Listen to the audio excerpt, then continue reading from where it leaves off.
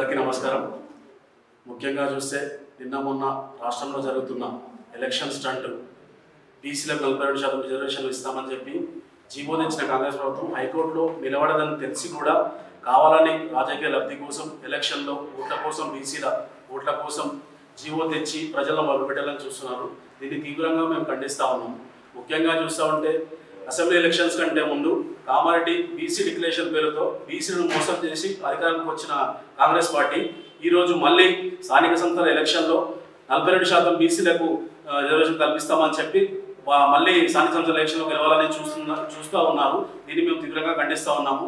మరీ ముఖ్యంగా చూసుకుంటా ఉంటే ఆనాడు కేసీఆర్ గారి సమగ్ర సర్వే పేరుతో సర్వే చేసినప్పుడు బీసీ జనాభా 51% ఉండే. ఇప్పుడు ఈ కాంగ్రెస్ ప్రభుత్వం చేసినప్పుడు 46%కి పడిపోయింది.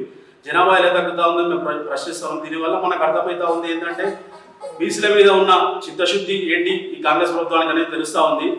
ఈ మరీ ముఖ్యంగా చూస్తే పిఆర్ స్టంట్ పబ్లిసిటీ స్టంట్లతో రేవంత్ రెడ్డిని పిసిసి మహేష్ గౌడ్ గారు ఈయన రేవంత్ రెడ్డి కాదు రేవంత్ గౌడ్ అని చెప్పి బీసీలకు న్యాయం చేస్తున్నారని చెప్పి పబ్లిక్లో ఒక సభలో రేవంత్ గౌడ్ అని పిలిచి అడుగుతారు. ఇదంతా పబ్లిసిటీ స్టంట్. బీసీలను మభ్య పెట్టాలని చూస్తా ఉన్నారు వీళ్ళ అనవసరంగా. బీసీలంతా చైతన్యవంతులు. బీసీలకు అన్యాయం చేయాలని చూస్తే బీసీ సంఘాలు బీసీ నాయకులు అందరూ ఏకం కావాలని చూస్తున్నాం. ఈ విధంగా బీసీలకు అన్యాయం చేస్తే మా నాయకుడు వికారాబాద్ రేవంత్ రెడ్డి సొంత జిల్లాలో మా నాయకులు డాక్టర్ ఆనందన్న గారి ఆధ్వర్యంలో ప్రజా ఉద్యమం చేపడతామని హెచ్చరిస్తా ఉన్నాం. అందరికీ ధన్యవాదాలు.